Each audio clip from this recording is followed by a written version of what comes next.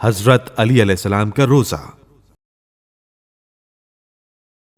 حضرت علی علیہ السلام اکثر دنوں میں روزے سے رہتے تھے اور کئی مرتبہ ایسا ہوتا کہ افطار کے وقت کوئی چیز کھانے کو دستیاب نہ ہوتی اور آپ علیہ السلام پانی سے افطار کر کے دوسرے دن پھر روزہ رکھ لیتے۔ کبھی کبھی 3 دن اسی طرح گزر جاتے تھے۔ ابن عباس کا بیان ہے کہ ایک دفعہ حسنین علیہ السلام بیمار ہوئے تو رسول خدا صلی اللہ علیہ وآلہ وسلم عیادت کو تشریف لائے۔ عیادت کے بعد جناب امیر علیہ السلام سے فرمایا کہ بہتر ہوتا کہ تم اپنے بچوں کی صحت کے واسطے نظر کرتے۔ یہ سنتے ہی جناب امیر المومنین علیہ السلام، فاطمۃ الزہرا علیہ السلام، حسنین علیہ السلام اور فضہ رضی اللہ تعالی عنہ نے 3 روزوں کی نظر کی۔ جب حسنین علیہ السلام صحت یاب ہوئے تو ان 5 بزرگوں نے روزے رکھے۔ اتفاق سے اس دن گھر میں کھانے کو کوئی چیز نہ تھی۔ حضرت علی علیہ السلام شمون یہودی سے تھوڑے سے جو، کچھ اون کاٹنے کی اجرت میں لائے اور وہ اون اور جو جناب سیدہ سلام اللہ علیہا کو دیے۔ انہوں نے ایک حصہ اون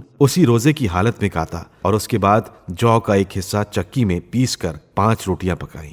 افطار کے وقت کھانے بیٹھے تو ایک سائل دروازے پر آ کر پکارا کہ میں مدینے کا ایک مسکین ہوں، مجھے کچھ کھانا دو۔ مسکین کی آواز سنتے ہی حضرت علی علیہ السلام سے رہا نہ گیا، اپنی روٹی لے کر اٹھ کھڑے ہوئے۔ حضرت فاطمہ سلام اللہ علیہا نے بھی اپنی روٹی دے دی۔ حسنین علیہ السلام اور فضہ رضی اللہ تعالی عنہ نے بھی اپنی اپنی روٹیاں پیش کر دیں اور 5 روٹیاں اس مسکین کو چلی گئیں۔ سب نے روزہ پانی سے افطار کیا۔ دوسرے دن پھر روزہ رکھا اور جناب سیدہ عالم نے اون کا دوسرا حصہ کاٹ کر پھر چکی میں جو پیسے اور 5 روٹیاں پکائیں۔ افطار کا وقت آیا تو پھر ایک سائل آیا اور کہا، میں ایک یتیم ہوں اور بھوکا ہوں، مجھے کچھ کھانا دو۔ یہ صدا سن کر پھر دل پر چوٹ لگی اور سب نے اپنی اپنی روٹیاں اٹھا کر دے دیں۔ تیسرے دن پھر روزہ رکھا گیا اور جناب سیدہ نے پھر وہی عمل کیا۔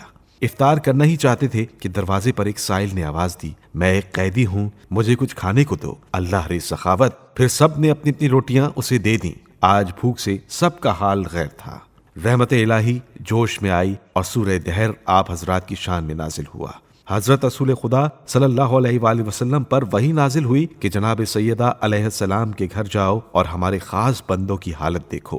حضرت رسول خدا صلی اللہ علیہ وآلہ وسلم خانہ علی علیہ السلام میں تشریف لائے تو دیکھا کہ ایک ایک کی حالت تباہ ہے۔ آپ صلی اللہ علیہ وآلہ وسلم نے فرمایا، میں تم کو خوشخبری دیتا ہوں کہ درگاہ الہی میں تمہاری عبادت مقبول ہے۔ خدا نے سورہ دہر تمہاری شان میں نازل کیا ہے اور اس میں یہ آیات خاص طور سے تمہارے ان روزوں کی تعریف میں ہیں۔ یوفون بالنذر ویخافون یوما کان شرہ مستطیرا وَيُطْعِمُونَ الطَّعَامَ عَلَى حُبِّهِ مِسْكِينًا وَيَتِيمًا وَأَسِيرًا إِنَّمَا نُطْعِمُكُمْ لِوَجْهِ اللَّهِ لَا نُرِيدُ مِنْكُمْ جَزَاءً وَلَا شُكُورًا۔ وہ نظر کو پورا کرتے ہیں اور اس دن سے ڈرتے ہیں جس کا شر بہت طولانی ہے، اور مسکین و یتیم و اسیر کو خدا کی محبت میں کھلاتے ہیں اور کہتے ہیں، ہم تم کو محض خوشنودی خدا کے لیے کھلاتے ہیں، نہ تم سے کوئی بدلہ چاہتے ہیں اور نہ شکر گزاری۔ یہ سورہ امیر المومنین جناب فاطمہ زہرا، حسنین علیہ السلام اور جناب فضہ رضی اللہ تعالی عنہ کی مدح کرتا ہوا نازل ہوا۔ اللہ تعالیٰ نے ان حضرات کا خود شکریہ ادا کیا ہے جو اس واقعے میں برابر کے شریک تھے، چنانچہ ان الفاظ میں شکریہ ادا کیا، ان ھذا کان لکم جزاء وکان سعیکم مشکورا۔ بے شک یہ ہے تمہاری جزا اور تمہارے سعی کے ہم شکر گزار ہیں۔ حضرت علی علیہ السلام کے صدقات و خیرات۔ امیر المومنین علیہ السلام فرماتے ہیں، جس دن میں حضرت رسول خدا صلی اللہ علیہ وآلہ وسلم کے ساتھ پیٹ پر بھوک سے پتھر باندھے ہوئے تھا، اس روز تک میری زکوٰۃ 1000 دینار تک پہنچ چکی تھی۔ اس حدیث سے یہ وہم ہوتا ہے کہ حضرت علی علیہ السلام کے پاس اتنا مال کہاں سے آیا۔ جب آپ علیہ السلام زاہد تھے تو مال جمع کرنا کیسا؟